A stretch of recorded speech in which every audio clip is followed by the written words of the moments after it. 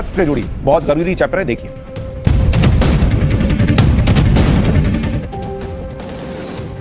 पहले क्या था कि लोगों को कभी कभार खांसी होती थी, आजकल आ गई जिद्दी खांसी। आमतौर पर खांसी 4-5 दिन में ठीक हो जाती थी, लेकिन इस बार ऐसी खांसी हो रही है जो कई कई हफ्ते चली जा रही है भाई, जा ही नहीं रही।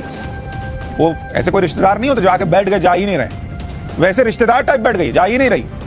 अतिथि तुम कब जाओगे वाला हिसाब हो गया। अब सवाल ऐसा क्या हो गया, घर घर में यही चर्चा कि इस बार खांसी क्यों नहीं जा रही। अच्छा, हो सबको रही, जिसको फोन कीजिए, अरे मेरे बच्चे को खांसी, अरे मेरे बच्चे को भी ऐसा चल रहा है, अरे मेरा गला बैठा, अरे मेरा भी बैठा हुआ, ऐसा चल रहा है।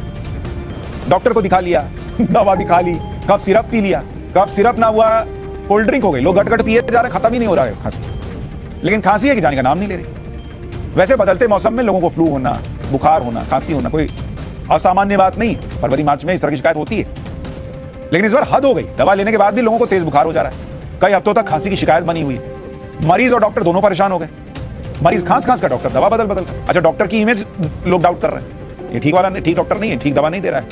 उनको क्या पता कि डॉक्टर जो दवा देता था वही दे रहा है। इस बार वायरस ठीक नहीं है, डॉक्टर तो वही है। ऐसा क्यों हो रहा है, इस बीमारी पर कोई इलाज जल्दी काम क्यों नहीं कर रहा है, पहले इसकी वजह आपको बताता हूं। अस्पतालों की ओपीडी में तेजी से बढ़ते बुखार और खांसी के मरीजों को लेकर आईसीएमआर यानी Indian council of medical research ने एक मेडिकल रिपोर्ट जारी की, जिसके मुताबिक इस तरह की बीमारी के पीछे H3N2 इन्फ्लुएंजा वायरस है। जरा इसके बारे में आपको जानकारी दूं उससे पहले इसका नाम आपको बता देता हूं, ये याद रखें, H3N2 influenza virus, influenza virus. ये है वो जो आपके अंदर घुस के बैठ गया, जा नहीं रहा। तो इसका नाम तो आपको पता होना चाहिए, किसको कोसना है, डॉक्टर को कोस के क्या होगा, ये वायरस को कोसना। ये फ्लू वायरस फिलहाल हवा में मौजूद है और दूसरे फ्लू वायरस से ज्यादा संक्रामक है, इसलिए हवा में घुलकर सांस के अंदर चला जा रहा है। यह वायरस कोविड की तरह आपके रेस्पिरेटरी सिस्टम यानी आपके श्वसन तंत्र पर हमला कर रहा है।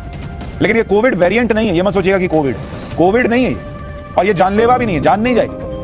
लेकिन इस वायरस की चपेट में आने वालों में नाक, गले, सांस लेने में दिक्कत, खांसी, जुकाम, बुखार, सिरदर्द, डायरिया, ये सब लक्षण दिख रहे हैं। इस संक्रमण का असर 5 से 7 दिन तक रहता है। तेज बुखार आता है जो 3-4 दिन बाद कई बार उतर भी जाता है, लेकिन खांसी 3 से 4 हफ्ते तक बनी रहती, मतलब बुखार चला भी जाए खांसी नहीं जाती। अस्पतालों में इसके मरीज लगभग 40% बढ़ गए। तो आप अकेले नहीं हैं, कईयों को हो रहा है, बहुतों को हो रहा है। यह वायरस 15 साल से छोटे और 50 साल से ज्यादा उम्र के लोगों पर ज्यादा असर करता है। आपको याद होगा कि कुछ साल पहले H1N1 वायरस आया था, यह उसी फैमिली का वायरस है, उसका रिश्तेदार है जो म्यूटेट हो गया, मतलब अब थोड़ा और स्ट्रांग हो गया। ये जिम गया, मतलब इनका जो वायरस का जिम होता होगा वहां गया, थोड़ा स्ट्रांग हो गया। पिछला वाला दवा से तो मार दिए थे मेरे चाचा को, ये बोला कि अब मैं बदला लूंगा, तो ये बदला लेने आया और ये पहले चाचा से ज्यादा तेजी से फैल रहा है।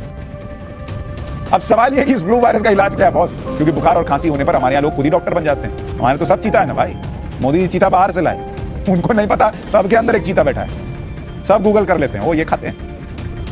बुखार होने पर पैरासीटामोल और खांसी जुकाम होने पर कोई एंटीबायोटिक, ये एक सेट फॉर्मूला लोगों ने बना दिया, इतना ले लेते हैं अपने मन से एंटीबायोटिक। हमारे एंटीबायोटिक को लोग भूंजा की तरह खाते हैं, विदेश में बिना प्रिस्क्रिप्शन के एंटीबायोटिक मिलता नहीं, इतना नुकसानदेह। इस बार आईसीएमआर ने डॉक्टरों को सलाह दी है कि मरीजों को एंटीबायोटिक लिखने से बचिए, लोगों को भी बिना डॉक्टर की सलाह के कोई भी एंटीबायोटिक नहीं लेनी चाहिए। ऐसा क्यों कहा जा रहा है वो आपको आगे बताऊंगा, लेकिन उससे पहले उन एंटीबायोटिक्स के नाम बता देता हूं जिन्हें आप बिना सोचे समझे खा रहे हैं। जैसे एक है एमॉक्सिसिलिन,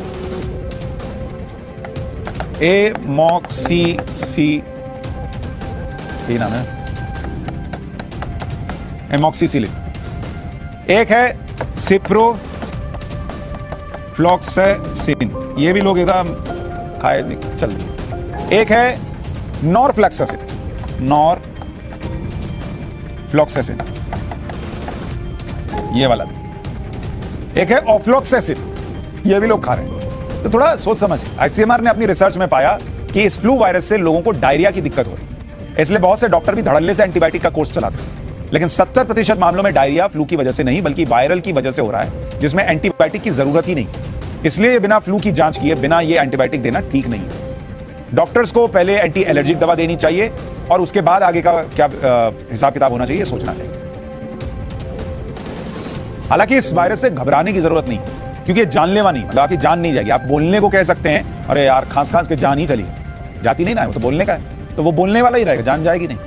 लेकिन आपको 2 से 3 हफ्ते तक परेशान जरूर कर सकते हैं, और 2 से 3 हफ्ते आप बीमार रहिएगा, खांसीएगा, ऑफिस नहीं जाएगा, तो बॉस आपके पीछे पड़ जाएगा अलग वायरस पर, वो आपकी जान के पीछे पड़ जाएगा, तो वहां ज्यादा खतरा है।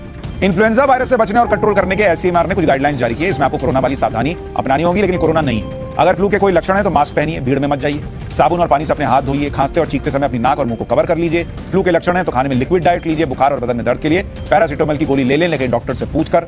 तबीयत ज्यादा खराब होने पर खुद से कोई एंटीबायोटिक या दवा न लें, डॉक्टर की सलाह जरूर। आपको समझना होगा कि बार बार एंटीबायोटिक बार जब आप लेते हैं तो शरीर में एंटी माइक्रोबियल रेजिस्टेंस यानी एएमआर हो रहा है। इससे वायरस शक्तिशाली हो जा रहा है, जिस पर दवाओं का असर कम हो रहा है। जैसे आप बच्चे को ज्यादा ताबड़तोड़ मारते हैं बात पे, बच्चा क्या ढीठ हो जाता है, वैसे ही वायरस ढीठ हो जाता है। तो जरा उसको समझिए।